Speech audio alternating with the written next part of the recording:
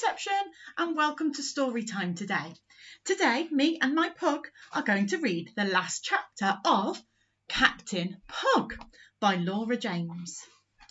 Chapter 6. Not far away, Lady Miranda was feeling pretty sick too. Running footman Liam had got a blister on his big toe, and Lady Miranda had had to carry the back end of the seat and chair herself. The three of them had reached the seaport, but they had no idea where Pug was, and they were tired, thirsty, and generally upset. Lady Miranda put her head in her hands and stared at the ground in despair. Just then there was a squawk from a seagull, and the next thing she knew, Pug's sailor cap had landed at her feet. "Pug's nearby!" she exclaimed with joy. "But, oh!" "What is it, milady?" asked running footman Will. "Do you think that the seagull has eaten him?" "Do you think that the seagull has eaten him?" she asked, her bottom lip trembling. Began running footman Liam. "Follow that gull," ordered Lady Miranda.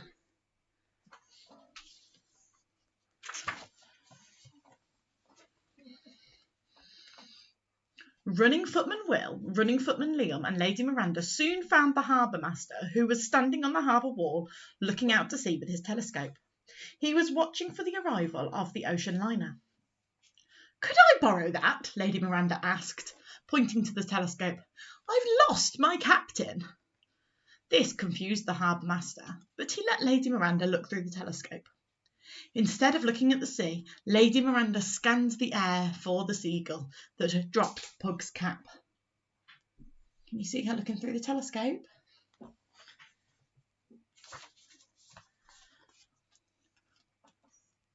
"I'm sorry, but I must have my telescope back," said the harbour master. "I've nearly finished," Lady Miranda protested. "I must insist," insisted the harbour master. "I think that there's someone in trouble on the water." Lady Miranda handed the telescope back immediately.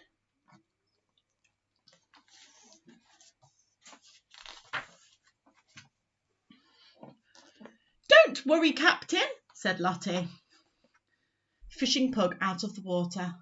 "I've got you." Pug was relieved to be back on the boat until suddenly everything went dark and Pug began to shake. "It's Dad's ocean liner," said Lottie. The ocean liner was so big that Pug couldn't even see the sun. Lottie tied her dinghy to some steps at the side of the liner and carried Pug on board. At the top of the steps, the captain was waiting for them.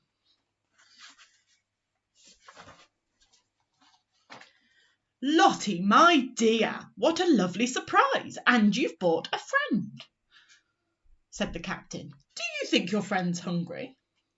Pug wagged. What a nice welcome, he thought. As he was handed a towel, the captain began to show Lottie and Pug around. "This is the biggest ocean liner in the world," he was saying. "It's like a small city on the sea. We have shops and restaurants and even a swimming pool." An ocean liner's a kind of boat, isn't it? Pug was just wondering when they would be heading to one of the restaurants when they were interrupted by the noise of a helicopter engine. Everyone looked up into the sky. There above them was none other than Lady Miranda herself. Can you see her?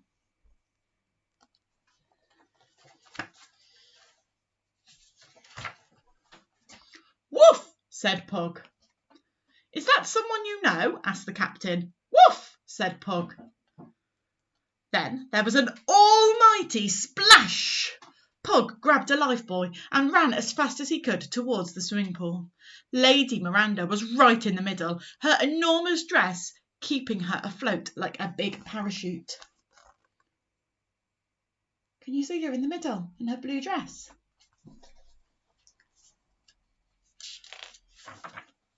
With a final woof of joy, Pug jumped straight into the water. "Pug!" Lady Miranda cried as she grabbed hold of the lifebuoy and paddled them both to the side of the pool. The passengers applauded loudly. Pug looked around at the crowd of people. Some were taking photographs. Now I really must be a famous captain, he thought, giving Lady Miranda a big pug kiss.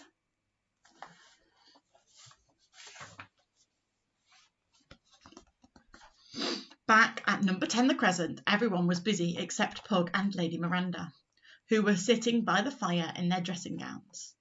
Their wet clothes were hanging up to dry. Wendy was rustling up something yummy for them to eat, and running footman Lil was bandaging running footman Liam's blister.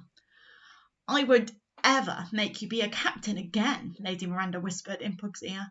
I don't think all that seawater is good for your fur. Pug sighed contentedly. He liked being at home. Lady Miranda gave Pug a little pat. You're such a good boy, she said. Pug wagged his curly tail. I'll just have to think of something else you can be instead. The end.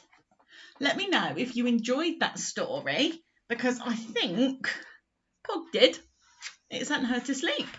So, if you enjoyed that story, maybe you could draw a picture of Pug being a captain, or maybe you could have a think of what else he could be, because he doesn't like water very much. So what other job could he do? I'll see you really, really soon, reception. Bye.